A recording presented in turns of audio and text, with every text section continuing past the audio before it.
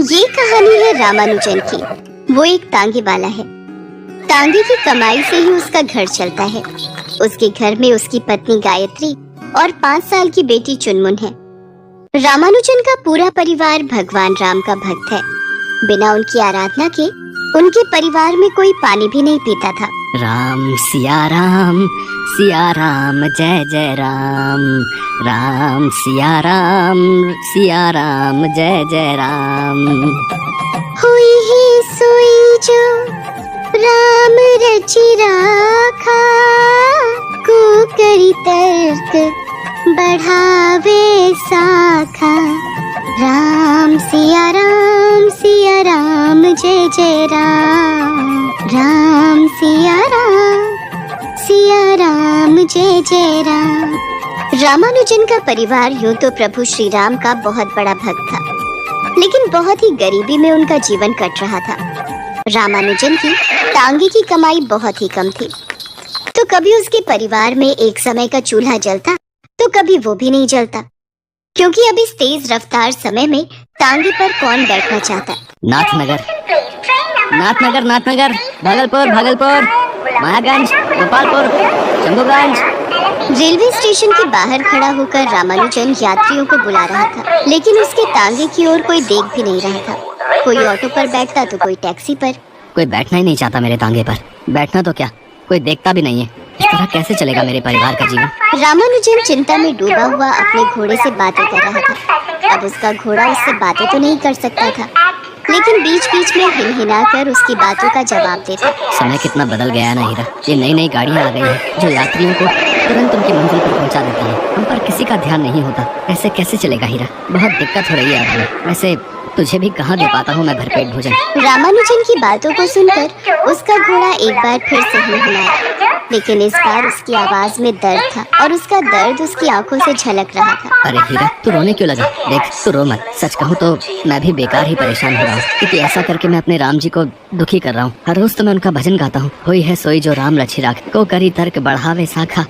मतलब जो राम जी चाहते हैं वही होता है। अगर ऐसा है तो फिर मुझे क्यों चिंता करनी चाहिए। रामानुजन फिर से रेलवे स्टेशन की ओर से आ रहे यात्रियों की ओर देखने लगा और जोर जोर से आवाजें देने लगा। नाथनगर, भागलपुर, महागंज, गोपालपुर, शंभुगंज। सुबह से रात हो गई, लेकिन उसके तांगे पर कोई नहीं बैठा। निराश हताश सा वो अपने घर की ओर चल पड़ा।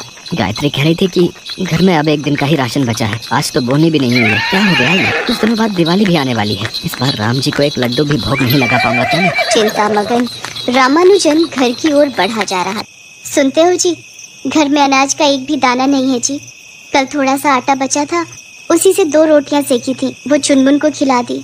आज पता नहीं वो क्या खाएगी। कुछ करता हूँ मैं गायत्री, कुछ करता हूँ। राम जी चाहेंगे तो चुनमुन को आज भरपेट खाना मिलेगा। लेकिन किस्मत की किताब में शायद रामानुजन और उसके परिवार के लिए रोटी नहीं लिखी थी। 3 दिन हो गए, रामानुजन के तांगे पर एक भी यात्री नहीं बैठा और 3 दिन तक उसके घर पर चूल्हा नहीं जला। एक रात जब वो अपने घर की ओर जा रहा था, तभी उसका घोड़ा खूब जोरों से हिलहिलाने लगा। अरे हीरा, क्या हो गया तुझे? तू ऐसे क्यों हिलहिला रहा है? कुछ दिक्कत है क्या बच्चे मेरे? अचानक रामानुजन का घोड़ा नीचे जमीन पर गिर पड़ा। तभी अचानक रामानुजन की नजर एक सांप पर गई जो वहां से रेंगते हुए भाग रहा था। अरे हीरा, लगता है इसे सांप ने काट लिया है। हीरा जमीन पर गिरकर तड़पने लगा। अरे मेरे बच्चे, क्या हो गया मेरे बच्चे? टूट जा। मैं कितना बुरा मालिक हूँ, तुझे भरपेट चारा भी नहीं खिलाया और आज तेरी ऐसी हालत। कुछ देर तड़पने के बाद हीरा हमेशा के लिए शांत हो गया। मेरे बच्चे, ये क्या हो गया?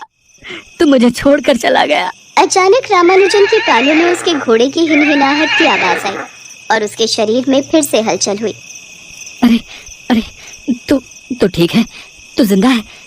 हीरा जिंदा है? मेरा हीरा जिंदा है? क्या हुआ जी? क्या हुआ हीरा को? हीरा जिंदा है, ये आप क्या बड़बड़ा रहे हैं? तभी रामानुजन की नजर जमीन पर उसके बगल में लेटी अपनी पत्नी पर गई। क्या हुआ जी? ये आप क्या बड़बड़ा रहे थे? रामानुजन ने अपनी पत्नी की बातों का कोई जवाब नहीं दिया और घर के बाहर खड़े अपने घोड़े के पास गया और उसे गले से लगा लिया। रामानुजन की आंखों में उस समय आंसू थे। राम जी की कृपा से ये सपना था। अगर ये सच होता तो अनर्थ हो जाता। भले ही हीरा की मौत एक सपना थी, लेकिन उसके परिवार ने 4 दिनों से रोटी का एक निवाला नहीं खाया था। ये एक सच था और ये सच बहुत भारी पड़ने वाला था। दिवाली के एक दिन पहले की बात है। हीरा जब अपने घर पहुंचा तो उसने देखा कि उसकी पत्नी अपनी छोटी सी बेटी चुनमुन को गले से लगाए रोए जा रही है। बेटी, बेटी आंखें खोल, आंखें खोल, क्या हुआ है तुझे, आंखें खोल। लेकिन चुनमुन किसी मृत की तरह लेटी रही। रामानुजन अपनी बेटी की हालत देखकर बहुत चिंतित हो गया। उसने अपने घर के कोने में रखी राम जी की मूर्ति की ओर आंसू भरी दृष्टि से देखा और मन ही मन कहा, राम जी, आपके हाथ में सब है, साथ दीजिएगा। रामानुजन चुनमुन को तांगे में बिठाकर अस्पताल ले गए। ओह, कितने दिनों से आपकी बच्ची ने कुछ नहीं खाया है। इसकी हालत बहुत गंभीर है, ऐसे तो ये मर जाएगी। अभी तो इसे सलाइन चढ़ाना होगा। आप इसके खाने के लिए फल, जूस वगैरह लाइए, और हाँ, इसे भरपेट खाना खिलाइए। इसके शरीर में खून की बहुत कमी हो गई है। रामानुजन अस्पताल के बाहर आया और यात्री की उम्मीद में स्टेशन पहुंचा। अच्छा प्रसाद दे रहे हो आप, मेरे राम, अच्छा प्रसाद दे रहे हो आप। मेरी पूजा का बच्चे अस्पताल में गंभीर हालत में है, पेट में उसके रोटी नहीं है, मेरे तांगे पर कोई बैठता नहीं। अरे कैसे चलाऊं मैं अपना घर, और कैसे चलाते हो तुम दुनिया, कैसे? डॉक्टर ने कहा कि बेटी को फल खिलाओ। अरे कहाँ से खिलाऊं फल, कहाँ से दूं भरपेट खाना? तभी रामानुजन देखता है कि 4 लोग उसके तांगे की ओर आ रहे हैं। उनमें से एक आदमी घायल है, जिसे एक लंबे चौड़े आदमी ने अपनी गोद में उठा रखा था। उनमें से एक स्त्री भी है। वे सभी उसके पास आए और उनमें से जिसका नाम रामदयाल था, उसने कहा कि अरे भैया, जरा हमें नाथनगर छोड़ दोगे? देखो ना, हमारा ये साथी एक्सीडेंट में बहुत घायल हो गया है। नाथनगर में हमें इसे बड़े डॉक्टर को दिखाना है। हमें नाथनगर पहुंचना बहुत जरूरी है, नहीं तो हमारे इस मित्र की जान को खतरा है। क्यों हनुमान प्रसाद, सही कहा ना मैंने? उनकी बातों को सुनकर वो सबसे लंबा चौड़ा शख्स अपना सिर हिलाते हुए कहता है, बिल्कुल सही कहा प्रभु। क्यों तांगे वाले भैया, कितने पैसे लोगे नाथनगर के? अब हम चारों को बिठाओगे ना अपने तांगे में? क्योंकि और गाड़ी वाले हमें बिठाने को तैयार ही नहीं हो रहे हैं। बोल रहे हैं पुलिस केस है ये, हम कोई मदद नहीं करेंगे। हाँ हाँ, ले चलूंगा। साहब इतने पैसे दे देना कि अपनी बच्ची के लिए मैं फल खरीद पाऊँ, उसे भरपेट खाना खिला पाऊँ। हाँ हाँ, जो चाहोगे वो दे दूंगा। वे सभी रामानुजन के तांगे पर बैठ गए। रामानुजन को लगा कि इन चारों के बैठने से उसका तांगा भारी हो जाएगा, लेकिन ये क्या, उसका तांगा तो बिल्कुल हल्का था। रामदयाल उन सभी को लेकर नाथनगर की ओर जाने लगा। आज कितने दिनों के बाद मेरे तांगे पर कोई बैठा है, वो भी तब जब मुझे इसकी सबसे ज्यादा जरूरत थी। थोड़ी देर बाद नाथनगर आ गया। वे चारों रिक्शे से उतरे। रिक्शे से उतरते ही, भैया हमें माफ कर दीजिए, हमने आपसे झूठ बोला और यहाँ आ गए। वो क्या है ना कि हमारे पास आपको देने के लिए एक भी पैसे नहीं है, लेकिन हमारा यहाँ आना बहुत जरूरी था। एक तो मेरा घायल दोस्त, दूसरा हमने जब पैसे नहीं होने की बात और गाड़ी वालों को बताई तो कोई हमें बिठा ही नहीं रहा था। फिर हमें पैसे ना होने की बात बिना बताए हुए आपके तांगे में बैठना पड़ा। उनकी बातों को सुनकर रामानुजन की आंखों में आंसू आ गए। कोई बात नहीं साहब, अब पैसे नहीं है तो क्या कर सकते हैं आप लोग। ये कहकर रामानुजन उदास चेहरा लेकर वहाँ से जाने लगा तो रामदयाल ने कहा, रामानुजन, तुम्हें पैसों की बहुत जरूरत है ना, फिर भी तुम हमें भला बुरा नहीं कह रहे, जबकि हमने तुम्हारा और तुम्हारे तांगे का प्रयोग किया। साहब, आपके दोस्त की जान खतरे में है, इसलिए तो ये झूठ आपने बोला। अगर नहीं भी बोला होता तो भी मैं आपके दोस्त को लेकर आता, क्योंकि पैसे से बड़ी चीज है मानवता, वो हमारे अंदर होनी चाहिए। उसके ऐसा कहते ही वहाँ एक तीव्र रोशनी चमकी और वे सभी अपने असली रूप में आ गए। प्रभु श्री राम, लक्ष्मण, माता सीता और हनुमान जी के रूप में।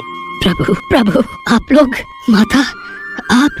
तुम धन्य हो रामानुजन, तुम धन्य हो। तुम स्वयं इतने दुखों से घिरे हो, लेकिन अपनी मानवता का हाथ तुमने नहीं छोड़ा। और जब तक किसी इंसान के दिल में मानवता जीवित है, उसका कुछ भी बुरा नहीं हो सकता, और वो हमेशा ईश्वर के करीब रहता है। पुत्र, आज से तुम्हारे सारे कष्ट समाप्त हो जाएंगे। उसके बाद प्रभु श्री राम की कृपा से उसका तांगा अनाज की बोरियों और फल की टोकरी से भर गया। यही नहीं, उसके तांगे पर एक मटका भी था जिसमें रुपए पैसे भरे हुए थे। उसके जीवन को पूरी तरह बदलकर ईश्वर अंतर ध्यान हो गए। प्रभु की ऐसी लीला देखकर रामानुजन जोर से बोला, होई है सोई जो राम रच राखा, को करी तर्क बढ़ावे साखा।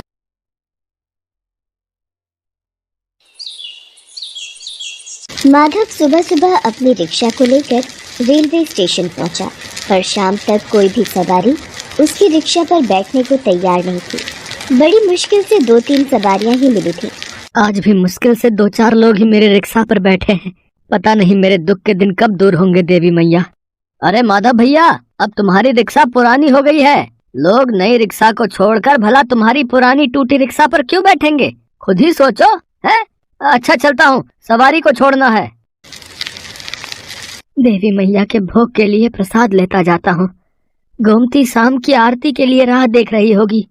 माधव जो कि एक गरीब रिक्शा वाला है, माधव का रिक्शा काफी पुराना हो गया है, इसलिए उसकी रिक्शा पर कोई भी सवारी बैठने को तैयार नहीं होती, और तैयार हो भी जाए तो कम पैसे मिलते हैं। माधव बहुत गरीब है और साथ ही साथ शादी के 10 सालों बाद भी उसे औलाद का सुख भी नहीं मिला, इसलिए माधव और गोमती बहुत दुखी रहते हैं। माधव इतने दुख होने के बाद भी माँ दुर्गा से अपना विश्वास कभी नहीं उठाता। वो रोजाना अपनी कमाई में से 10 रुपए बचाकर देवी माँ के भोग के लिए शाम की आरती का प्रसाद लेकर ही घर जाता है, और नियम के अनुसार गोमती और माधव दोनों मिलकर देवी माँ की आरती और पूजा करते हैं। जय अम्बे गौरी मैया, जय श्यामा गौरी, तुमको निस दिन ध्यावत हरि ब्रह्मा शिवरी, जय अम्बे गौरी। हे देवी मैया, मेरे जीवन के दुख दूर करो माँ। आप तो ममतामयी माँ हो मैया, हमारी झोली में खुशियाँ दे दो देवी माँ, हमारी झोली में खुशियाँ दे दो। माधव और गोमती के आंसू निकल आते हैं। ये देख नारद मुनि माँ दुर्गा से कहते हैं, नारायण नारायण।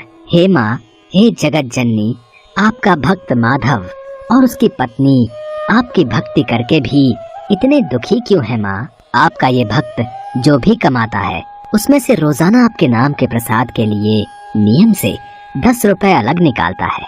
रोजाना आपका पूजन और आरती करता है, फिर भी इतनी पूजा के बाद भी इस भक्त के दुख दूर क्यों नहीं होते माँ?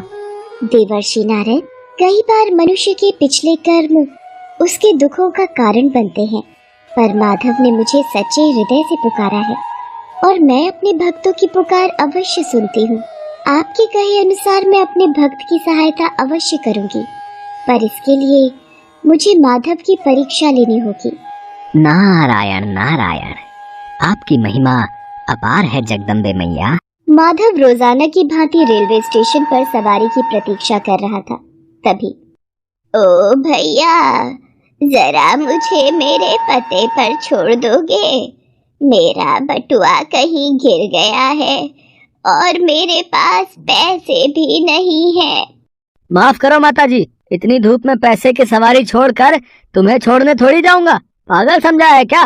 वो सामने माधव रिक्शा वाला खड़ा है, वैसे भी उसे कोई सवारी नहीं मिलती, वो तुम्हें छोड़ देगा।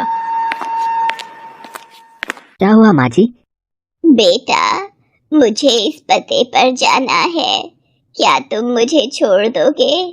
तुम्हारी बड़ी मेहरबानी होगी, पर मेरा बटुआ कहीं खो गया है। तुम्हें देने के लिए मेरे पास पैसे नहीं है। क्या तुम बिना पैसों के मेरे पते पर मुझे छोड़ दोगे? हाँ हाँ माताजी, पैसों की कोई बात नहीं, आप परेशान मत हो। आप मेरी रिक्शा पर बैठ जाओ, मैं आपको इस पते पर छोड़ दूंगा। वैसे भी मुझे अभी कोई सवारी तो मिल नहीं रही है, मैं खाली ही खड़ा हूँ, इसी बहाने आपको ही छोड़ देता हूँ। जीते रहो बेटा, देवी मैया का आशीर्वाद तुम पर सदैव बना रहे। माधव उस बुढ़िया को अपने रिक्शा पर बिठाकर पते पर छोड़ने के लिए चल पड़ता है। रास्ते भर गर्मी और धूप में माधव को पसीने भी आ रहे थे और धूप भी बहुत तेज थी। बेटा, बस रिक्शा को यही मंदिर के पास रोक दो। ठीक है माँ जी। बेटा, तुम बहुत अच्छे हो।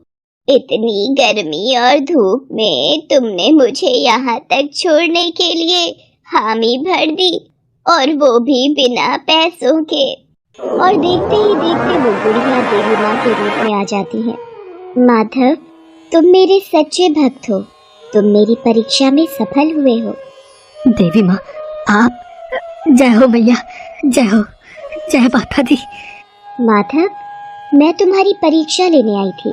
जो व्यक्ति जरूरतमंदों और दुखियों की निस्वार्थ सेवा और मदद करता है, उसके सारे दुख दूर करना मेरा कर्तव्य बन जाता है। आज से तुम्हारे जीवन के सारे दुख दूर हो जाएंगे। ऐसे ही सबकी सहायता और अच्छे कर्म करते रहना। मैं तुम्हें संतान, धन, वैभव और सुख शांति का आशीर्वाद देती हूँ। मेरा आशीर्वाद सदैव तुम्हारे ऊपर बना रहेगा। और उस दिन देवी मैया के आशीर्वाद से माधव और गोमती की झोली खुशियों से भर जाती है।